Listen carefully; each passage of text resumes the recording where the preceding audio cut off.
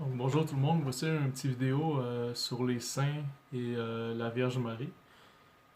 Souvent les protestants ils citent à tort Jean 14,6 qui dit «Je suis le chemin».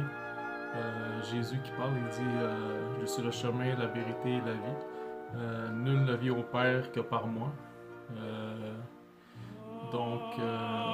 si on peut lire aussi juste un petit peu un autre passage de Jean, Jean 14, 1. Ça dit que votre cœur ne se trouble point.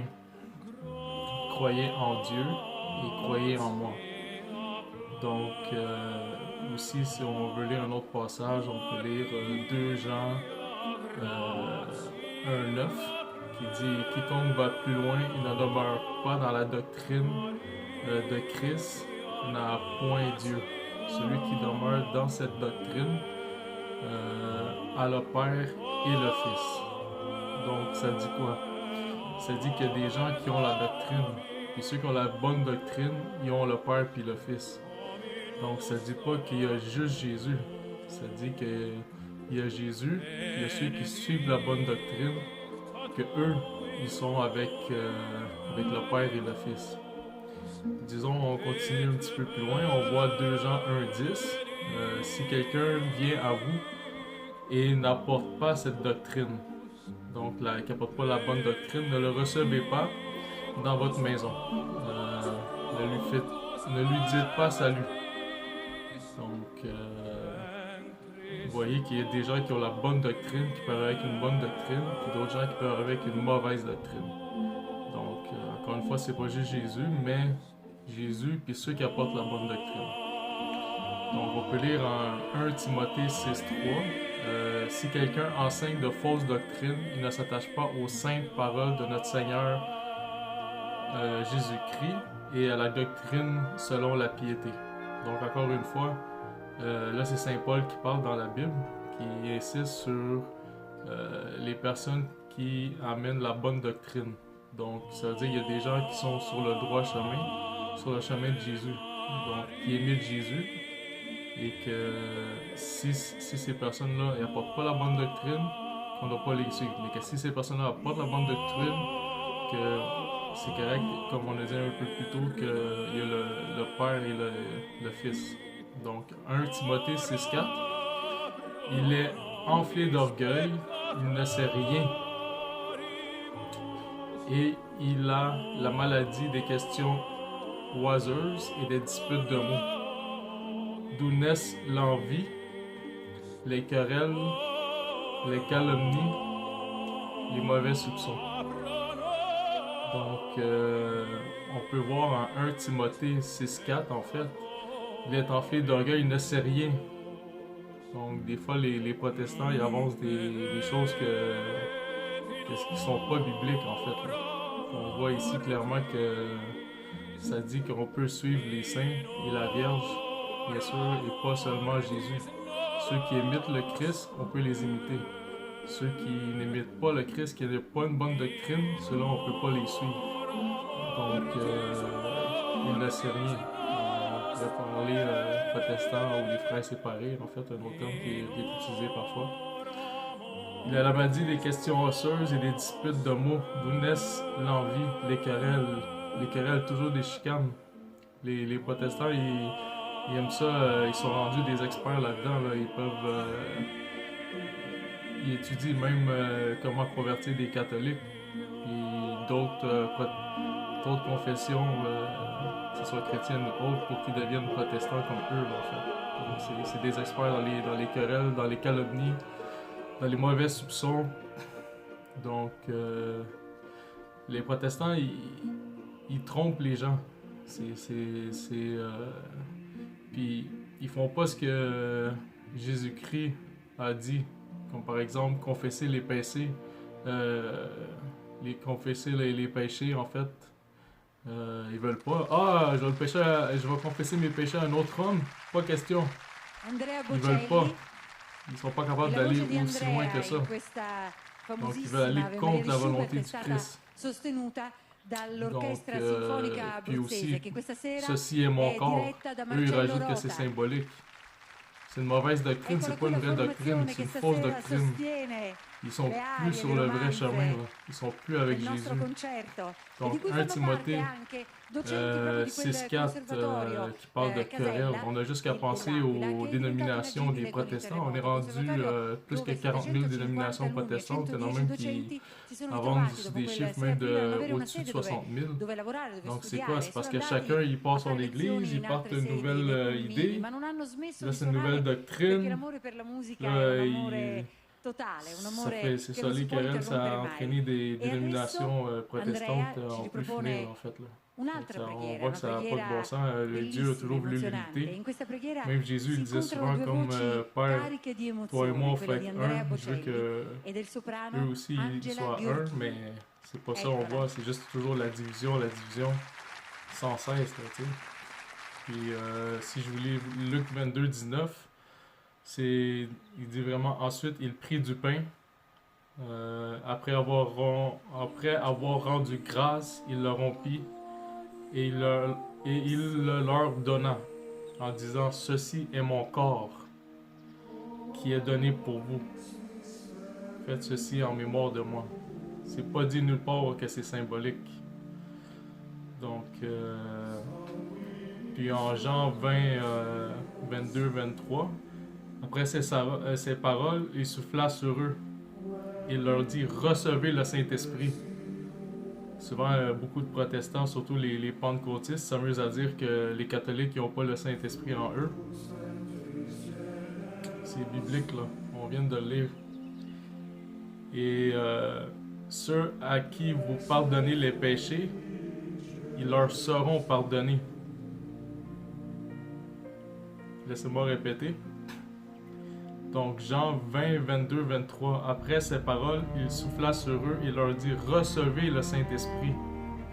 Ceux à qui vous pardonnerez quoi? Il demande que les apôtres fassent quoi? Le sacerdoce fasse quoi? Le prêtre il fasse quoi? Il pardonne les péchés. Puis, s'ils le font, ben, ils leur seront pardonnés.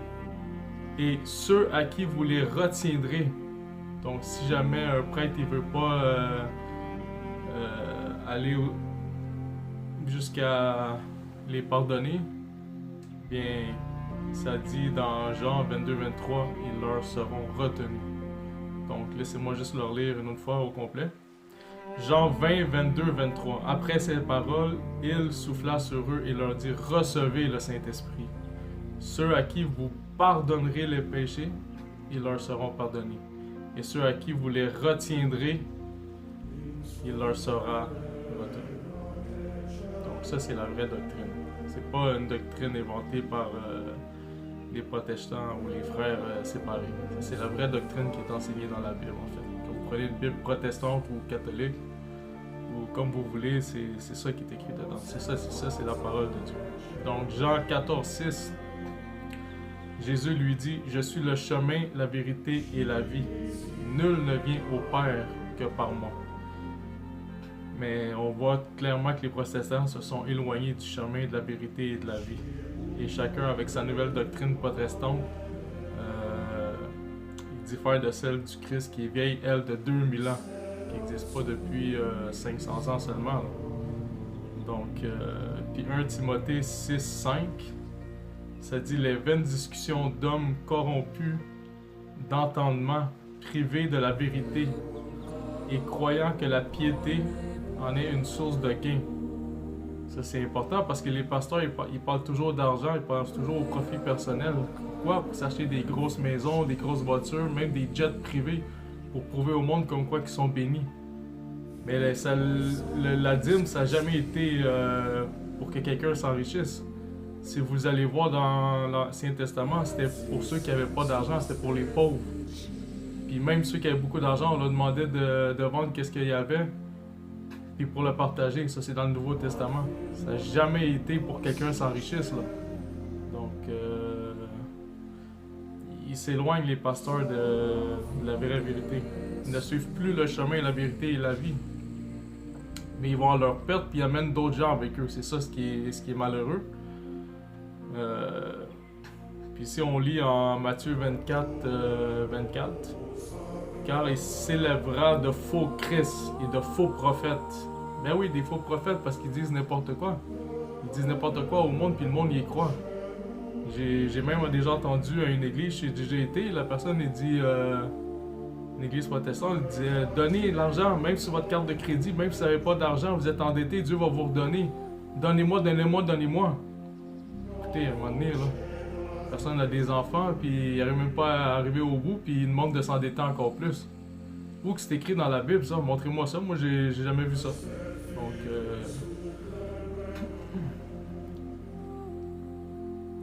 Donc Matthieu 24, 24.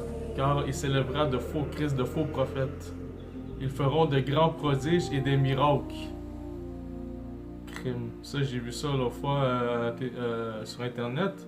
Il y a même des pasteurs protestants qui ont fait croire à une résurrection en Afrique. En voulez-vous des prodiges? Il a avoué par la suite que c'était pas vrai. C'est pourquoi qu'ils font ça. Ça dit au point de séduire, s'il était possible, même les élus. Donc même les catholiques fervents qui ont une vraie foi peuvent se faire tromper par eux. C'est important de faire attention là. Parce que c'est clairement dit, si je vous répète Matthieu 24, 24, car il s'élèvera de faux Christ et de faux prophètes. Il va en avoir des faux. Ils feront de grands prodiges et des miracles. Au point de séduire, s'il était possible, même les élus. Donc, même ceux qui sont nés de nouveau, qui sont dans le droit chemin dans l'Église catholique, mais ils peuvent se faire tromper. Donc, c'est important de faire attention à ça. Donc, est-ce qu'on peut avoir les saints et la Vierge Marie comme modèle ou pas? Voici la vraie question. Je vais vous donner la vraie réponse. Vous qui êtes des catholiques, peut-être qui cherchez la vraie réponse, vous attendez les protestants dire tout plein de choses, peut-être même se contredire les uns les autres. Moi, je vais vous répondre à la vraie question avec qu'est-ce qui est écrit dans la Bible. Donc, vous allez pouvoir même aller le voir par vous-même, le lire par vous-même. Donc, c'est pas des belles paroles que quand on leur demande de prouver avec la Bible qu'ils sont pas capables. C'est qu'est-ce que la Bible dit. Donc, si on prend par exemple avec Saint Paul, qui parle dans 1 Corinthiens 1:11. Soyez mes imitateurs. Mais quoi? Je vais répéter pour ceux qui n'ont pas bien entendu. Saint Paul qui parle 1 Corinthiens 11:1. Soyez mes imitateurs. Oups. C'est écrit dans la Bible qu'on peut suivre les saints. Oh mon Dieu. Peut-être que les protestants ils devraient mieux lire leur Bible. Donc, soyez mes imitateurs comme je le suis moi-même du Christ. Il imite qui? Qui qu'on disait tantôt qui avait la bonne doctrine? Jésus-Christ. Jésus-Christ. Lui, il suit qui? Il suit Jésus-Christ. Il veut qu'on suive qui? Lui. Parce que lui, il imite le Christ. Donc la réponse est clairement oui, on peut suivre les saints, on peut suivre Marie, qui nous amène au Christ, qui ont la bonne doctrine. Pas les protestants qui parlent toujours d'argent et qui essaient de faire des prodiges pour tromper le monde, puis faire semblant des résurrections puis des choses comme ça. Puis oui, suivre la bonne doctrine, ça veut dire se confesser à un prêtre. Puis oui, la bonne doctrine, ça veut dire croire à l'Eucharistie, comme Jésus l'a dit, ceci est mon pain. Livré pour vous, c'est mon corps livré pour vous.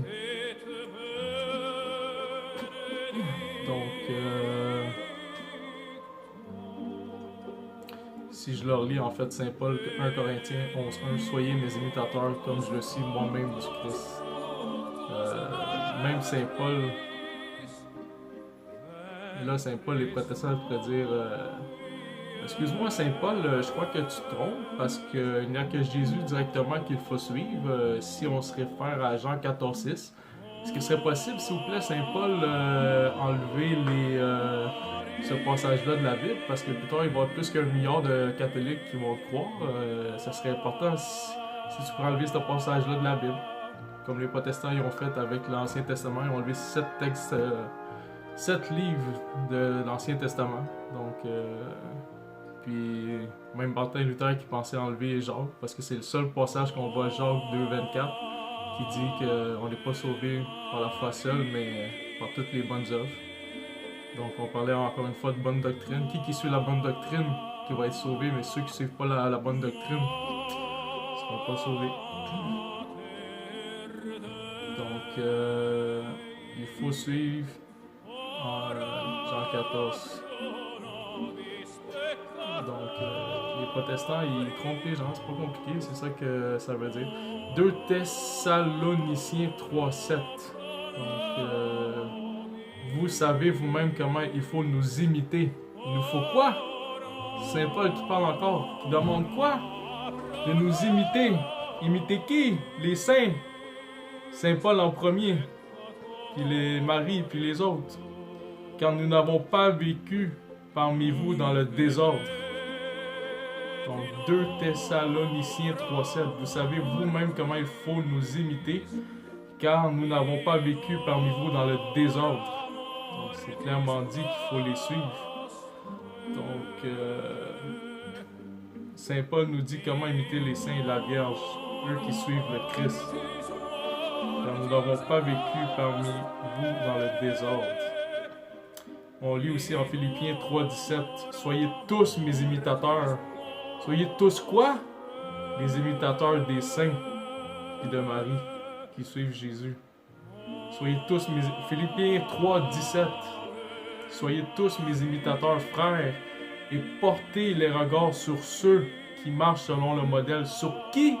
Sur qui qu'il faut porter le regard? Juste Jésus? Non. C'est écrit dans la Bible sur ceux qui marchent selon le modèle que vous avez en nous. Donc, c'est qui le modèle? En nous, Saint Paul, qui le dit dans la Bible. Donc, faut-tu suivre les saints ou pas suivre les saints? Je pense qu'on a une réponse claire ici. Philippiens 3:17. Je vais le lire encore juste pour ceux qui ont mal entendu. Soyez tous mes imitateurs, frères, et portez les regards sur ceux qui marchent sur le modèle que vous avez en nous. Donc, soyez tous mes imitateurs. Les protestants montent en citant Jean 14:16. Ils disent que l'on ne doit pas suivre les saints et la Vierge Marie. Frères, et portez les regards sur ceux qui marchent selon le modèle que vous avez en vous. C'est clair, c'est clairement dit, là. Il faut les suivre. Les saints et la Vierge Marie. Hébreux 13:7. Souvenez-vous de vos conducteurs. De qui? Ah, il y a du monde qui nous conduise à Dieu, qui nous conduise au Christ. Ben oui, Hébreux 13:7. Souvenez-vous de vos conducteurs qui vous ont annoncé la parole de Dieu.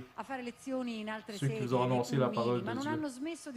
Considérez qu'elle a été la fin de leur vie et imitez leur foi. Hébreux 13:7. Souvenez-vous de vos conducteurs qui vous ont annoncé la parole de Dieu. Considérez qu'elle a été la fin de leur vie et imitez leur foi. Wow. Je sais pas qu'est-ce qu'il n'est pas clair ici, là, mais je trouve que c'est pas mal très clair. Là.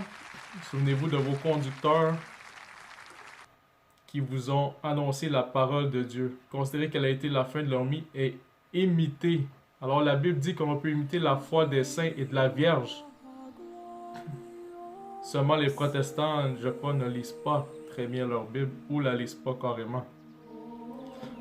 Parce qu'en Hébreux 6:2 aussi, un petit peu plus loin, ça dit de la foi en Dieu, de la doctrine, des baptêmes, de l'imposition des mains. Oh!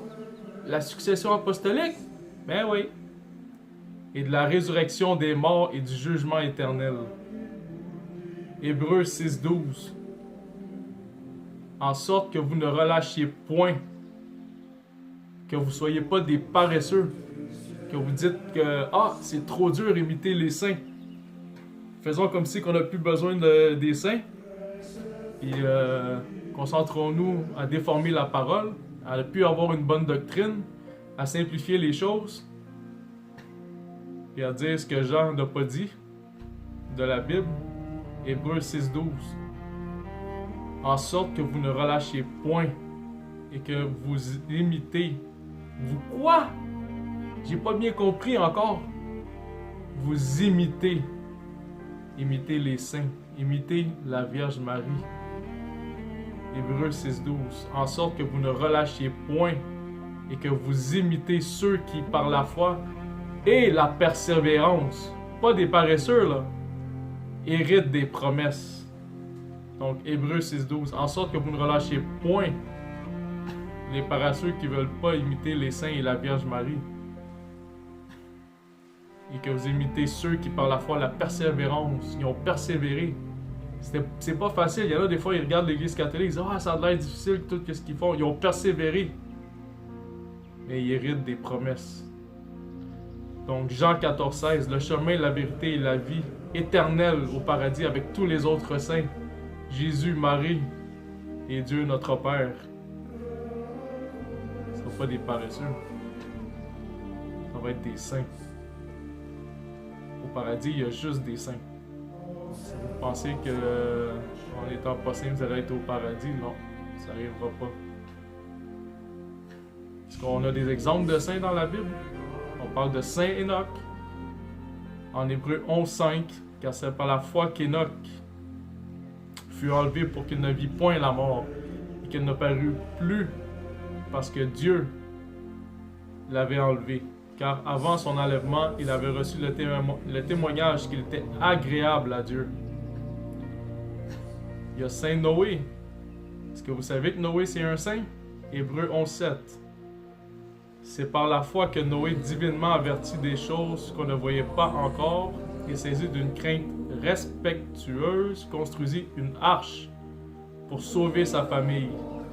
C'est par elle qu'il condamna le monde et devint héritier de la justice qui s'obtint par la foi.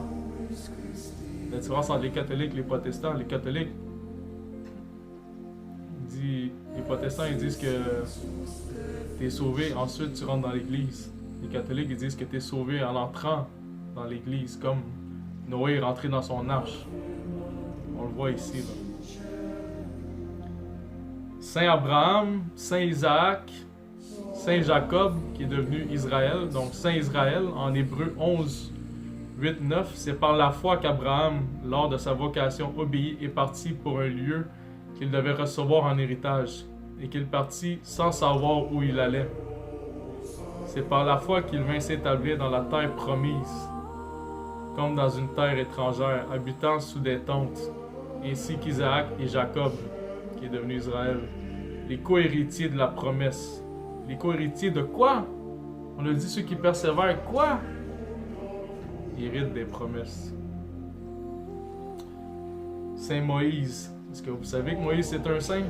Hébreux 11, 24, 29. C'est par la foi que Moïse, devenu grand, refusa d'être appelé fils de la fille de Pharaon. C'est par la foi qu'ils traversèrent la mer Rouge comme un lieu sec, tandis que les Égyptiens, qui ont fait la tentative, furent engloutis.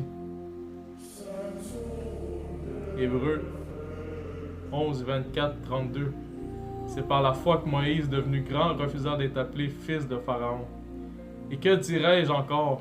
Car le temps me manquerait de parler d'autres saints, comme Gédéon, de Barak, de Samson, de Jephthé, de David, Saint David, de Samuel, des autres prophètes. C'est tout ce qu'on peut lire.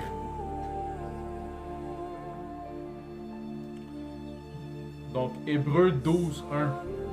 Nous donc aussi, puisque nous sommes environnés d'une si grande nuée de témoins, ils sont là, ils sont vivants. Saint Paul nous le rappelle. Rejetons tout fardeau et le péché qui nous enveloppe si facilement et courons avec persévérance dans la carrière qui nous est ouverte.